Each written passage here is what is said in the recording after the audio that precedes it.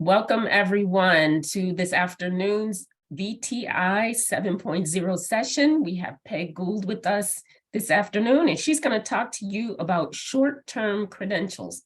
I have a little bit of housekeeping that I'm going to do. My name is Grayla Renault, and I am the host for this session. If you have technology issues, please let me know directly in the chat. If you have questions, you can put them in the chat. Make sure your questions go to everyone and not just panelists, okay? We're going to try to remember to read those questions out loud so that everyone can hear the question before Peg answers them. And then I want to let you know that the webinar evaluation is going to appear automatically at the end of the presentation. So don't worry about that. Please make sure you fill that out. You will also get proof of attendance, and that's going to be sent out via Zoom after each session that you attend, okay? So what I'm going to do right now is I'm going to have Peg introduce herself. Okay, thanks, Grayla. So welcome again. My name is Peg Gould. I'm coming into Maryland VTI this afternoon from Trenton, New Jersey. I am the director of the Community Education and Training Program here at Mercer County Community College. I have worked in the field of adult education for 37 years. I can't imagine.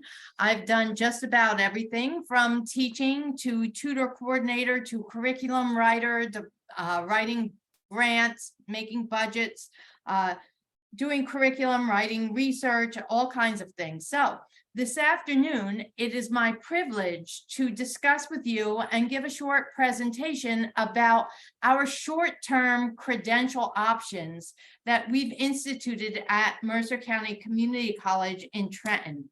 So just as we get started. So Peg, I'm going to have you read the disclaimer and exactly. then I'm going to do the poll after that. Okay, and our disclaimer, just to be very transparent and accountable up at the front, is that the content or opinions expressed in this presentation do not necessarily present the views, positions, or policies of the Maryland Department of Labor, nor does the mention of any trade names, commercial products, or organizations imply an official endorsement by the Maryland Department of Labor. Thank you, Peg. All right, we're going to take a short poll here.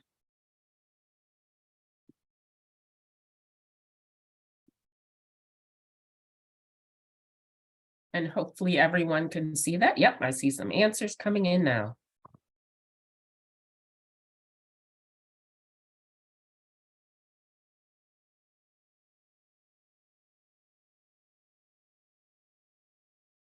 All right, about 2 seconds more. Okay. All right, so we have quite a few instructors here, and we have quite a few other who are here with us today, and some intake assessment specialists. So I know you all are excited and ready to listen to what Peg has to share with you. So I'll stop sharing the poll and she can get started. Okay. Thanks, Grayla. If I could ask anybody who is in this space to please put just quickly in the chat exactly what your job is that you answered other for. So, and then as we go ahead and get started,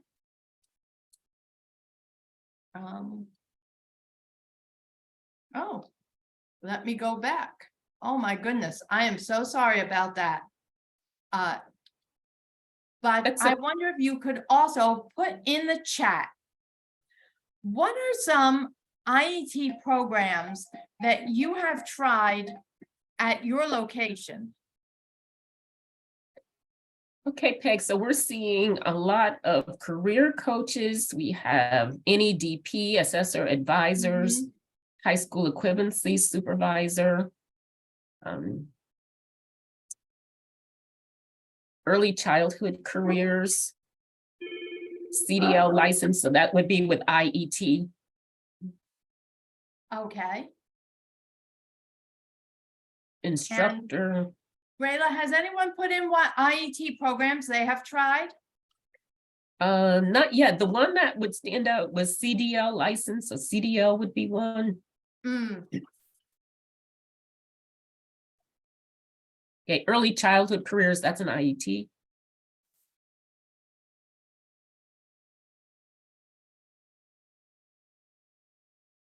Okay, I think that's it. And then if you could just put into the chat again, what is your relationship with your local workforce development board? You can say, well, fair, or who is WDB and what is WDB?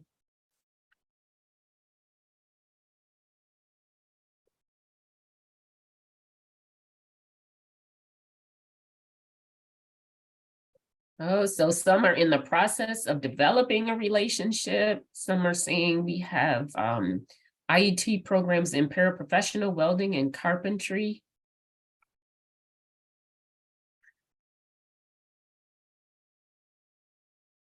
Okay, and easy question is, the last question. How long do your students persist with class?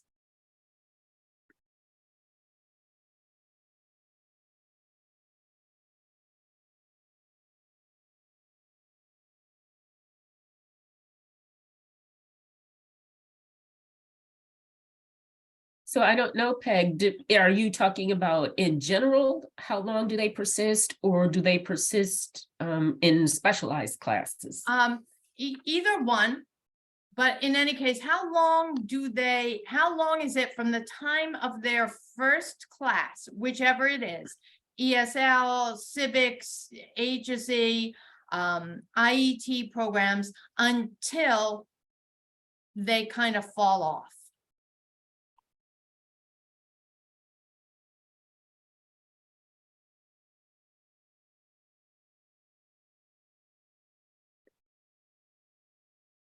Okay, so we're not getting, oh, here we go.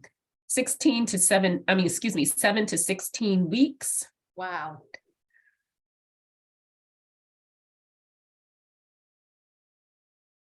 So based on that, and we will come back to all of those answers as I go through the presentation. At my programs in Trenton, we asked these same questions. We had meetings. We did a lot of work about IET programs we have tried. We analyzed our relationship with our local WDB, and we looked at how long students stay in class. And we determined that what would best fit our learners are short-term credentials. And what you see on this slide is really a dictionary definition of what a short-term credential is. This is as per the Lumina Foundation. So from there, we started to ask, well, what's the difference between a certificate and a certification? Now, certificates are part of an educational process, where certifications are what you earn as a result of an assessment process. A certificate indicates if you finished a course or a series of courses of study, whereas a certificate indicates that you have mastered, that you have competencies against the standards that are used for the test. Certificates are awarded by a community college or other educational program. Certifications rather, are awarded by a third-party standard-setting organization. For example, in HSE classes, maybe someone attends 16 weeks. I can give a certificate of completion, meaning the individual has attended that class for 16 weeks. That's awarded by the educational program, by my department of the college. Whereas an HSE, high school equivalency diploma, high school diploma, is awarded by the State Department of Education as determined by test scores on the GED, HiSET, or adult diploma programs. Certificates usually have customized course content. they're not standardized. So if I take a class here at Mercer in Trenton, but I take something in Frederick, Maryland, I may be getting kind of two different versions of something similar. Whereas a certification is something that is standardized. It's set against curriculum, it's set against college and career readiness standards, for example, or industry standards. A certificate is awarded for life. No one's taking that certificate away from me that says I didn't go to this class for 16 weeks. I get that.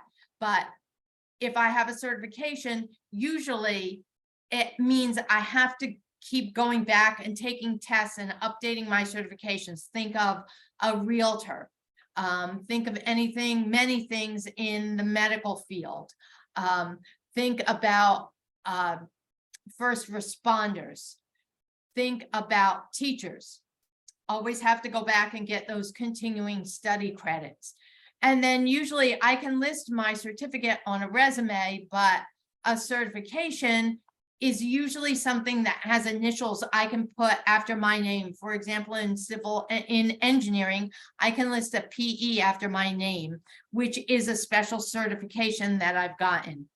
Now, if you've started and you've stopped and you can't figure out what is the best way forward, because there is no IET book, there is no IET curriculum.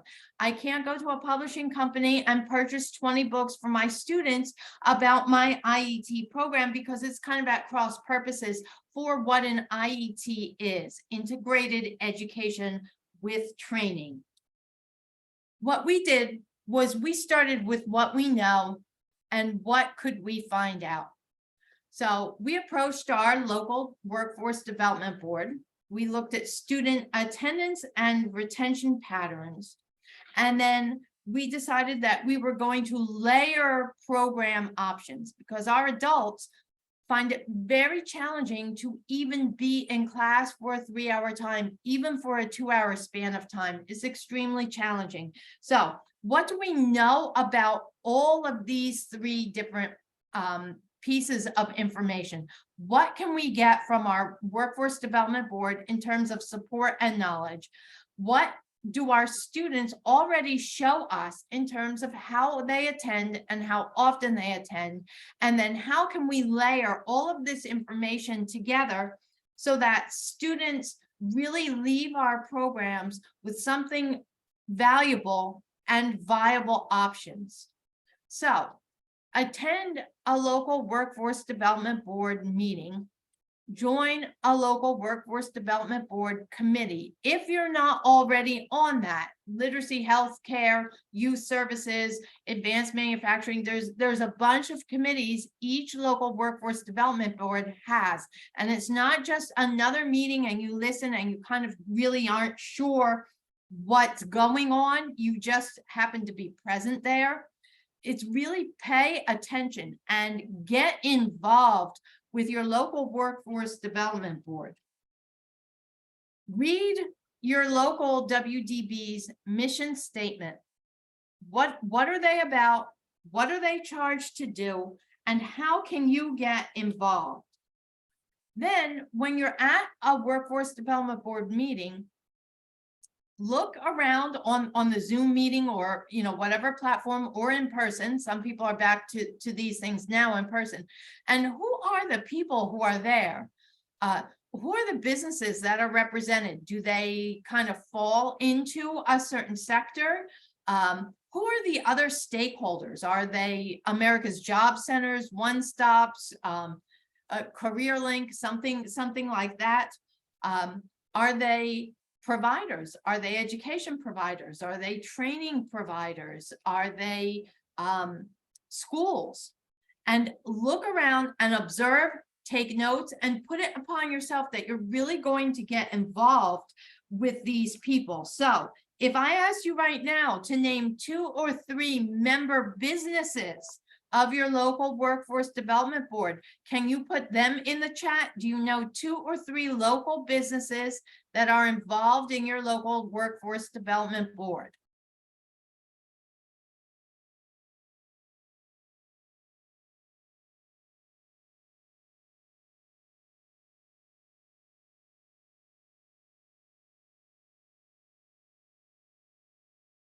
So I am not seeing any responses for that, but that is a great question, Peg.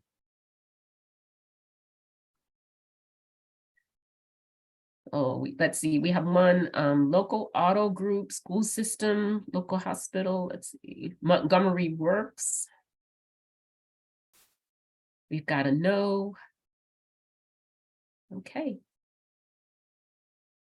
So if you don't know the answer to that, don't worry about it, because there's always time for you to get to know that. And if you think, oh my goodness, my agency already has a ton of representation on WDB, look online, because every local WDB has a webpage. They're under the auspices of the county government. So you can easily find out who the members are and who some of the key stakeholders are for those local businesses. But what you want to do is really make contact with the director of the WDB and maybe a couple committee chairs, and then find the area of employment need for your area and then build on it. So, for example, in the county of Mercer, which is where we operate from, we did these very steps. So keeping in mind what our contract says under Title II, IET must lead to being able to test for an industry recognized credential. And sometimes in our county, as I'm sure in Maryland, it's similar, employers train and sometimes fund specialized certifications for their incumbent workers. So for people who are already working for them, but usually these are not the populations that are walking through our doors. But most importantly, we talked with Workforce Development Board stakeholders to find out what were their complaints. And everybody has complaints. It's the easiest thing in the world. Everybody can say why you don't like your favorite movie, but why do you love your favorite movie, or why do you not like a movie? Why do you love your favorite movie? It's much more difficult. So we asked them, what are their complaints about their workers? So if you can take a second, put in the chat, what do you think some of the answers are that we heard back from our local employers about the people who are working for them? Some of the biggest challenges that they face with their workforce. Lack of soft skills.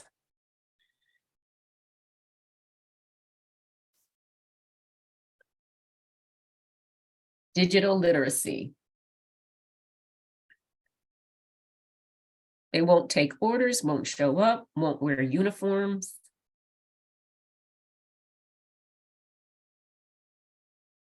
So, in fact, where I work, Workforce Development Board owners, business owners, unanimously in the summer opted to rewrite Workforce Development Board's mission to include a pledge to prioritize soft skills as a necessary skill recognized by the county Workforce Development Board needed for people to enter and keep jobs. So whoever said soft skills as a blanket statement, whoever said show up on time, wear the uniform, some other things, put the phone down, overall appearance, and everybody in the county here, we found that all of the workers want flexibility when it comes to them, but there is no return of flexibility. So, oh, it's okay if I have to be here at 9, but I really couldn't make it here till 9:20. So you should understand that of me, but ask me to stay 20 minutes later. As a result, nobody really wants to hear that. So I am the chair of my local Workforce Development Board's Literacy Committee. And that's not to say that I knew the answers to who were all of these stakeholders and all of these other questions. I would attend, I would do my literacy piece, I would work to align workforce and literacy, but it was still very siloed. And I admit that I wasn't really listening to what everyone's needs were until we decided to rewrite the mission statement in the summer. And when we rewrote the mission statement, and I mean the executive oversight board, so that means the director, the local one-stop, all of the chairs of the various subcommittees of workforce development boards, I said, what if my Title II program could offer a soft skills certificate course? So I went about, and it was a grant time, and with COVID, I was losing staff and gaining staff and everything. So strategically, I recruited and I hired a career training instructor walking in the door with these skills. He is a semi-pro podcaster. After he got hired, I found out he's in the top 3% of podcasts in the entire world. He is a small business owner. He is a skilled tradesman, and he has business training experience, meaning he knows how to onboard people for a variety of trades, and he knows where their needs are. And so I tasked him to go about and set up a soft skills IET program. So he did some research and he found 10 soft skills and decided that our soft skills IET would focus on these 10 skills. And you can see in the italics at the bottom, soft skills are some of the most important skills that you can learn. And if you're looking at that list and kind of nodding your head, and yes, I see it, and yes, I know, and yes, I hear this, well, here you are, they're just encapsulated. And so we built 10 modules, and they're online.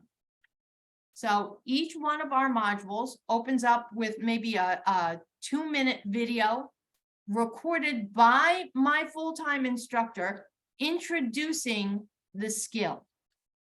Then he went about and he interviewed an expert on each of those 10 skills. And by expert, I mean someone in the workforce, small business owners, people within his network, people from Workforce Development Board, people from my network of people. And he interviewed and he recorded a 1 to 3 minute podcast with these workers about that skill and its importance to the workforce.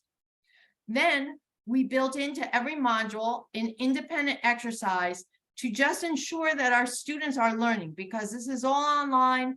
You might tune out, you might not really tune in, you might have somebody else watching for it, you might have it on in the background while you're making dinner or tending to the kids with their homework, but we put an independent exercise in to make sure that they really were paying attention and really were absorbing as much information from the skill as we wanted them to have.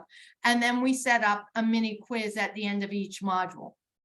This is all local. This is all specific to our program and our IET. So at the end of the 10 modules, and a certificate, again, really won't get you too far outside of the County of Mercer, but we also subcontracted with a third party, and learners are required to come to the college in person to the department. At the end of those 10 modules, we found a very economically priced certification for $10 a student. They have to come in and take this certification test. At the end, the third-party vendor will award them a certification in soft skills, and they'll also have a digital badge. Now, what does collaborating with Workforce Development Board and IET and all of this and certificate and certification, we called a meeting with the Workforce Development Board, my full-time teacher and I, and kind of gave the overview. You know, we know this is important to you, and soft skills, it was discussed, it was rewritten into the mission statement. And here is what we have done in the Title II programs at the college. We have instituted all ABE, HSE is high school equivalency or high school diploma seeking individuals, and advanced ESL students are required to take this to be part of our program at the college. And we told Workforce Development Board, now we have a whole pool of people who will be coming to you looking for work, hoping to enter the workforce, and they're schooled in these 10 soft skills. We requested, can we get a letter of support from you on Workforce Development Board letterhead? Because with that, that means it's an employer recognized credential. And the credential piece comes in again at the end of those 10 modules. They come in person and they take that standardized test and get awarded that credential. And local Workforce Development Board will give us a letter of support. And we also asked for first consideration to students from our program, again, underscoring, we have a whole pool of people who are looking for work and they're walking in with this certification, which you have in your mission statement and which we turned around and offered the class for.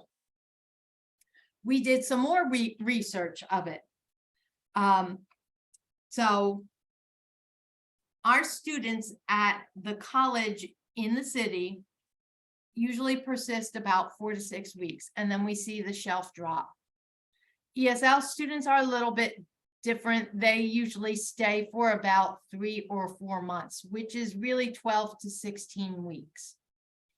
Now, our barriers are probably similar to barriers that students in Maryland have. A lot of them don't have a social security number. A lot of them don't have a high school diploma, high school equivalency. Transportation, childcare, money. Now we have health, and we can just keep adding to that. So does anyone have any other barriers that are maybe not so common that you feel are very specific to Maryland? If you do, you can put that into the chat. So Peg, while we're waiting for those answers to come in, we did have a question. What is the certification test these students take? I will get to that in just a minute. And if I don't, Grayla, I'm going to ask you to remind me. Okay. It's coming up in 2 slides. Okay. So. All right. We are not getting any other barriers, which is very surprising. No, I'm glad to know that, because it means people in New Jersey are really just the same as Maryland. We're just in a different location. That's all. So we needed to find some additional short-term credentials because we do border 3 other counties. So students aren't necessarily staying in the county of Mercer for their jobs. So we needed to find some other options that were short-term, meaning inside of 12 weeks.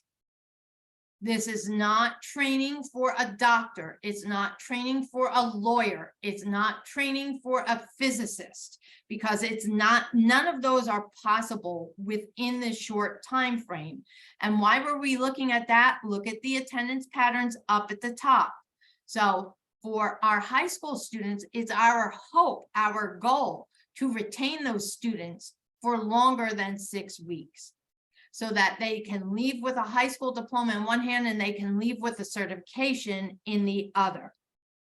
And so our soft skills certification is offered through Bring Your A Game. That's a national company, Bring Your A, capital letter A Game.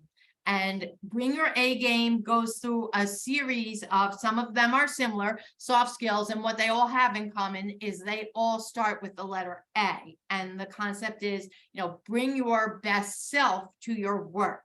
Prepare yourself to be the best that you can be. And although our program does not match exactly with Bring Your A Game, everything that we have in our 10 modules aligns with the content of Bring Your A Game, and the hitch is the certification at the end comes from Bring Your A Game. But again, the key buy-in is local employers and the local workforce development board. But nevertheless, even though we have the soft skills, IET, and soft skills, I can tell you, is every educator's worst enemy. How do you quantify it? How do you say what level are they at? There's no correspondence to NRS, and that's what we're contracted to show. But it's local workforce employer need. It's the priority need of employers. So we have the workforce employer, we have the workforce buy-in, but we did recognize that we need more. So we have these short-term credentials and certificate programs. We have OSHA 10 General, which is online. There is also OSHA 10 Construction. These two certifications are listed on New Jersey state site as an accepted credential. However, New Jersey also has a separate list of training and providing certifications. OSHA is not on that, but it is on both general and construction. It is on their state site as being recognized as a necessary credential to gain an entry-level employment in a variety of fields. General is used for warehouse, and even here at the college, we have OSHA posters all over the place. We're not required to be certified, but we are required to be compliant with OSHA. And then construction, of course, you need OSHA specific to construction. We also are offering lead paint abasement. That means people go into old homes or other old buildings and they do a lead paint test. Trenton happens to have a lot of old homes with lead-based paint. Baltimore, specifically in Maryland, is every bit as old as Philadelphia, so I am sure there's probably lots of old homes with lead paint that needs to be inspected. We also are working very, very closely with the New Jersey Association of licensed exterminators, and we are offering an option for students to go through. Now, this is a 10-week program. So OSHA 10 General and Construction is about a 6-hour program. Lead paint abasement is between 6 and 10 hours. Exterminator is between 8 and 12 hours. Starting salary with an exterminating franchise is between $18 and $20 an hour. And then if you're with an exterminating franchise, you can work up to $30 an hour as you get your second and third and any other subsequent licenses. None of these require Social Security number. None of these require high school equivalency. And then for individuals, we have with very pointed, specific, they want cybersecurity, they love computers, they want to, all of these kind of things. We do offer CompTIA training, which again, this is probably our most intensive and longest term commitment, because at that point for CompTIA, you're probably looking at 10 to 16 weeks in order to be able to gain that certification. But again, I want to underscore that in no case does the department, do I as the director of the department, advocate or promote not getting a high school equivalency or dropping out of a 4-year high school to come into our programs to get any of these. Our Title II programs are alternatives, and they're alternatives to the other option, which is 4 years straight of high school. So, but we have our students like that anyhow. So sometimes what we find is once we started to offer these, more and more interest was gained, not from the students, but by employers. Because the 3 neighboring counties to this county have all bought into soft skills and have endorsed the department's soft skills program. Now, that is huge. To have 3 neighboring county workforce development boards say, yes, we agree, we endorse this, we will give first consideration for jobs for any people seeking employment who are carrying that certificate from Bring Your A Game and have gone through your program at the college. That is huge. From there, I also have received an offer from the Central New Jersey Industry Partnership Coalition, which is, I'm not quite sure what that is exactly, but they are also interested in this program and being able for us to go out and offer it as fee for service to some of their locations. A local county also has very close ties with National Retail Federation.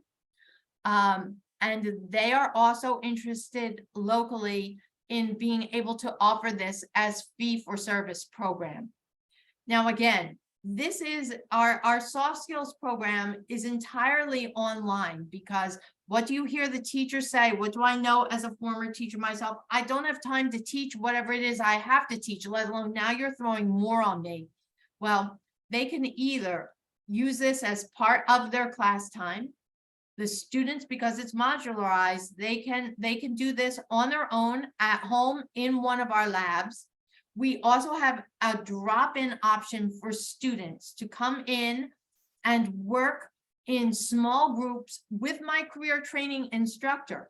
And it gives the teachers an opportunity to do all of the things that we know are best practices in the virtual world.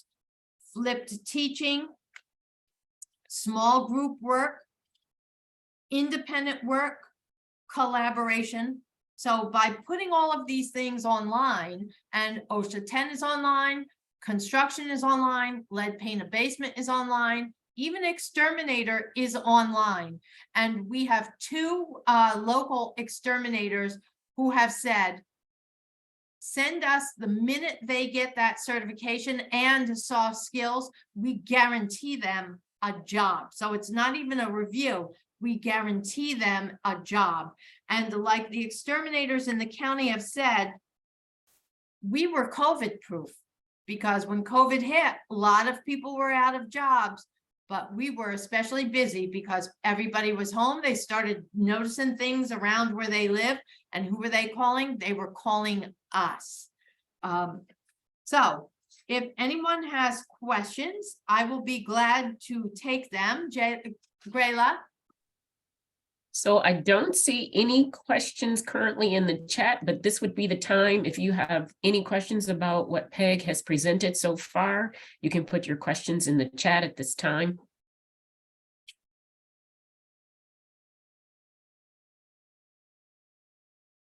Okay. Kayla, I should also add OSHA 10 General, OSHA Construction. They're both under $50 for the certification. Lead paint abasement, this is per person. Lead paint abasement is about $50 to $75 a person. Exterminator license, because apparently that's a local need where employers have a lot of vacancies, have said, we will waive the certification fee for any people coming from your department who want to test for their license. And CompTIA, again, that's probably our heaviest, like the most required investment of time and energy and skills. CompTIA is not an easy thing. That actually runs about $450. So, you know, these even the $450 one, it's not we're not having 1,000 students opt for that. Most of our students, and soft skills is $10 a person, so everyone has to go through that. So we're really not looking at a whole lot of money to be able to get these up and get these going. OSHA 10, either of them, you can do 10 people, 12 people for under $1,000 total for their certification. So That's great. We have one comment stating this is really valuable, necessary connectivity to workforce board, good information. So it really is very good to connect with your local workforce development board and see what it is that they need, what it is they're looking for, and can you meet their need? Because that's going to help your program and your students. exactly. And I can only say that from the minute we got workforce development board buy-in, everything is picked up so fast. It's not even, I can't even keep up with every day. It's just emails rolling in and rolling in and rolling in.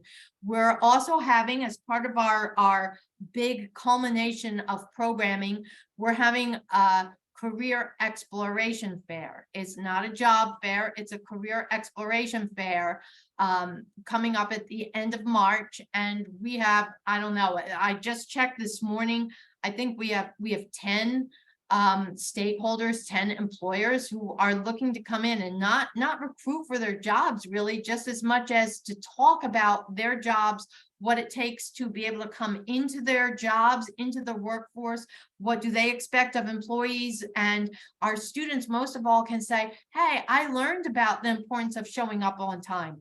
Can we guarantee they will? No, it's like a driving school. Does anybody guarantee they will, like a high school equivalency? Can we guarantee they'll get their diploma? No, but we've done everything in our power to make sure they have learned and retained the skills. Now it's just up to the learners to be able to apply them. But we have a fashion day as part of that big day. I mean, it's just really exploding for our students. And most of all, it's affording our students the opportunity to believe in themselves, to give them that short-term goal attainment that hopefully will translate into their long-term unsubsidized employment. So if someone said, well, you went to this this short-term credential thing today, and were the options realistic? What do you think that you could say? What would be your biggest takeaway from this time together today?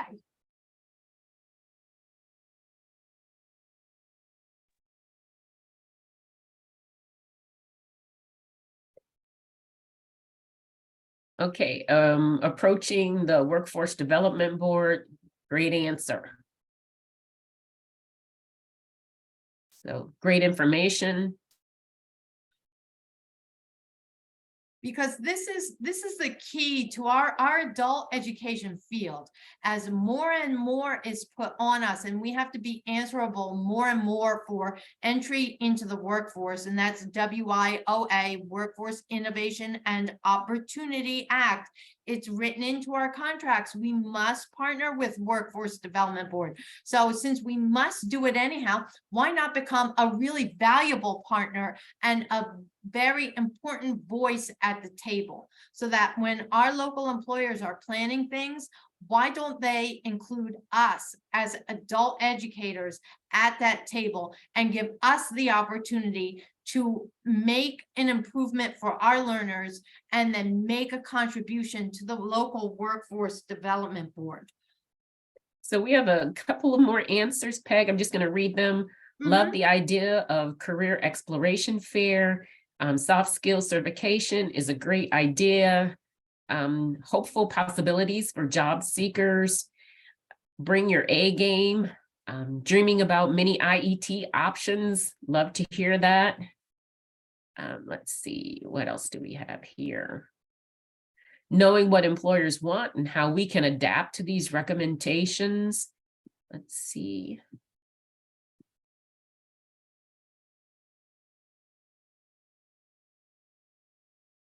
finding out information of the different soft skills certifications that we could offer as well. And again, you know, we are very similar to Maryland in that, you know, our learners are struggling. We've already established they face similar barriers. Probably they have the same literacy levels, the same numeracy levels, the same language needs as anyone else in Maryland. And to be honest, when we were doing our research about short-term credentials, especially exterminator, we actually modeled our extermination IET program off of a similar study program in the state of Maryland. So this is already right there in your own backyard. So if I could give any recommendation, any advice, you know, exterminator isn't bright and shiny and glamorous, but if you have a background, it's a great way to start your own business, you know, and get a leg up back into the workforce. If learners' schedules are unpredictable, it's a great way to start their own business, and they can, to a certain extent, make their own schedule. If people are just kind of down on their luck and they were staying home because they had to take care of young children or a relative, or they lost their job because of COVID or whatever, and they're looking to get back up and into a set day and time type of job, let them get an exterminator license and go out and work for a franchise, a Terminex, a Cooper, this or that. They can go in and they can do it. Looking in the summer, looking ahead, we will continue with these options. And in the middle of all of this, we have set up, especially with my career training instructor, who has a number of contacts with local unions. So starting in the summer, we're going to be offering some trade-specific IET jobs, including, again, we lifted this title from Alaska, Women Who Weld. So non-traditional careers for individuals who identify as female. Also painted ladies, again, lead abasement and painting, because those things are relatively straightforward to set up your own business. And for given the barriers that so many of them have, it just seems to make sense to give them an option that they can get within the short time that we know they have them. They have something in one hand and they're working towards a second certification or their high school equivalency or English fluency with the other. So thank you very much for paying attention, for all of your contributions. Grayla, thank you for being my second chair today. How great. Thank you so much for moderating today. My pleasure, Peg. Always love working with you. So just a few reminders here at the end. So the recording of this session will be available on our YouTube channel, and the date for that release is to be determined, but you'll be sure to know what that is. Your proof of attendance will be sent out via Zoom for each of the sessions that you attend, including this one. And the webinar evaluation is going to pop up at the end of the presentation. Be sure to complete that evaluation because your feedback is a gift to Peg. Thank you all for being here and spending some time with us this afternoon. That's the end of our presentation. Enjoy the rest of your day. Thanks again, Peg. It's been great. Thank you. All right.